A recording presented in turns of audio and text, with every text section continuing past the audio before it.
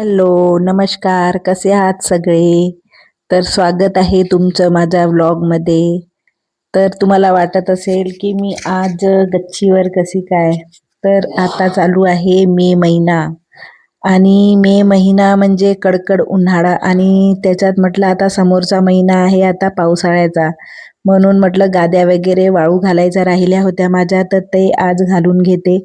कारण की ह्या महिन्यातच हवा वगैरे सुटते, खूप हवा धुवून आणि पावसाचे पण काही संकेत सांगू शकत नाही, कारण कालच आमच्या इकडे भरपूर पाऊस झाला.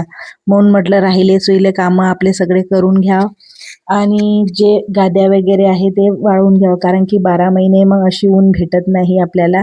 नंतर तर मग जशी जशी ऊन पडते तसं तसं आपण ऊन दाखवत असतो. पण जी मे महिन्याची आणि उन्हाळ्याची ऊन असते ना, ते गाद्यांना दाखवणं किंवा कपड्यांना दाखवणं खूप गरजेचं असते. म्हणून मुलांना म्हटलं की चला गाद्या वरती आणून द्या, मी व्यवस्थित घालून टाकून देते उन्हात वाळायला. तर आज होता संडे आणि मुलं घरी होते, तर ईशानला म्हटलं टाकून दे. यश पण आला होता, त्याच्यासोबतच गाद्या वगैरे आणून दिल्या. ह्या तर छोट्या छोट्याच गाद्या होत्या, ज्या वापरणीच्या किंवा पाहुणे वगैरे आले ते वाळू घातलेले होते. बेडवरचे मोठ्या मोठ्या गाद्या असते तर ते वाळवणं होतच नाही. तर म्हणून म्हटलं हे छोट्या छोट्याच करून घेऊ. त्यांनी आणून दिले आणि मी आता हे असं टाकून दिले. दिवसभर ऊन लागते याला आणि संध्याकाळी याला मस्त झटकून वगैरे एका काडीने ते करून घेऊ. त्यानंतर वरती उन्हात झाडं होते, ते उन्हाने वाळत होते, म्हणून ईशाननी एकच कुंडी मला घरात म्हणजे खाली आणून दिली, तर ते मग ठेवून दिली. नंतर तो म्हणे बाकीचे नंतर आणून देतो सावली झाल्यावर. म्हटलं ठीक आहे. त्यानंतर मग मी घरात वगैरे आली आणि घरात बघते तर मुलांची अशी हे म्हणजे यशची चहा पार्टी चालू होती. त्याला तर भूक लवकरच लागते. मी वरती होती तोपर्यंत त्याला भूक लागलेली होती. त्यांनी त्याच्याच हाताने चहा वगैरे केला आणि हे बघा मस्ती चालू होती त्याची माझ्यासोबत. मी म्हटलं चला ठीक आहे, जाऊ द्या. आणि त्याला माझ्यासारखा चहा लागतो, एवढा तेवढा नाही, पूर्ण कप भरून चहा लागतो. आणि हे बिस्किट, चहा बिस्किट खाल्ल्याशिवाय तर त्याला जमतच नाही. सकाळी लागतेच त्याला चहा बिस्किट, म्हणून ते चहा बिस्किट खाते. मला पण चहा बिस्किट खाल्ल्याशिवाय जमतच नाही. म्हटलं ठीक आहे, जाऊ दे, खाऊ द्या. कारण की नाश्ता नव्हता केला होता, म्हणून मी तो चहा बिस्किटवर खात होता आणि त्याला रोजच लागते. मग असा असतो त्याचा सकाळचा नाश्ता. आणि ईशान आहे की त्याला काहीच नाही पाहिजे. तो चहा घेत नाही, कॉफी घेत नाही, दूध घेत नाही, बिस्किट पण खात नाही. त्याचं काहीतरी आपलं वेगळंच असते. आणि हे बा, याचे केस एवढे मोठे झाले, 8 दिवसापासून सांगत आहे त्याला कटिंग करू नये, तर तो ऐकत नाहीये. आज जातो बोलला होता. मी म्हटलं ठीक आहे, राहू दे, जेव्हा जायचं तेव्हा जा. त्यानंतर मग मी अंघोळ वगैरे केली, सगळं हे केलं आणि नाश्त्यामध्ये पोहे बनवले होते.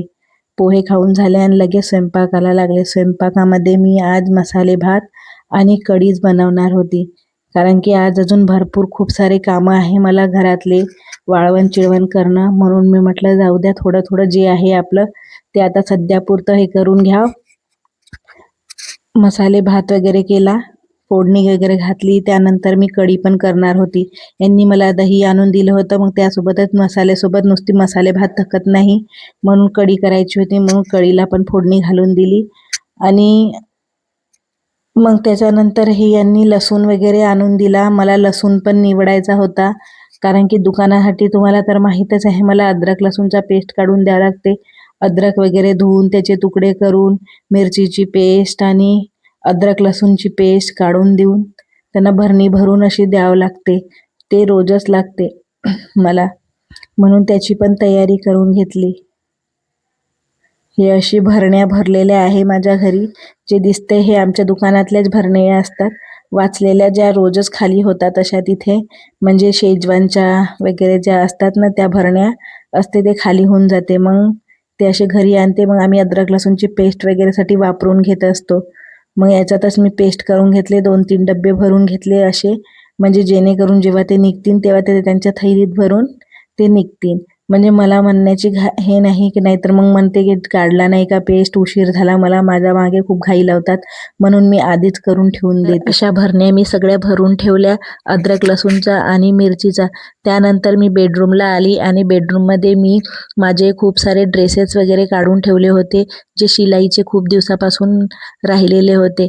काही असे उसवलेले होते, धागा निघालेले होते ना, तर ते घालायला पण भेटत नव्हते आणि काही ढिल्ले पण होते, तर त्याला पण फिटिंग करून घ्यायचे होते. म्हणून म्हटलं आज ते पण काम करून घेते. कारण बाहेर थोड्या-थोड्या गोष्टीसाठी आपल्याला पैसा द्यायला परवडत नाही. म्हणून मी माझ्याच हाताने स्टिच वगैरे करून घेते. हे काम छोटं-मोठं मला येते, ब्लाऊज शिवायला येत नाही, ते मी बाहेर देत असते. म्हणून म्हटलं की आपल्या घरी असो छोट्या-मोठ्या कामासाठी मशीन वगैरे असं, तर ते खूप दिवसापासून होती आणि आज मशीनला पण मी तसं खूप दिवसानंतर हात लावलेला होता. तसं मला काही कामच पडत नाही. खूपच कंटाळा येते मला दुपारचा की मशीन काढावं आणि त्यामध्ये शिलाई मारायला. तर असा होता आजचा दिवस. व्हिडिओ आवडल्यास लाईक, शेअर करा आणि हो सबस्क्राईब करायला